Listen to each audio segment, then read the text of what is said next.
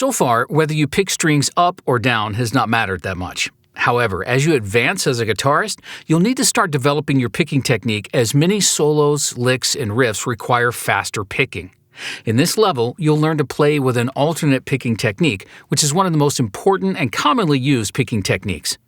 The basic idea is to alternate between down and up strokes in a continuous fashion, so that every downstroke is followed by an upstroke, and every upstroke is followed by a downstroke, like this.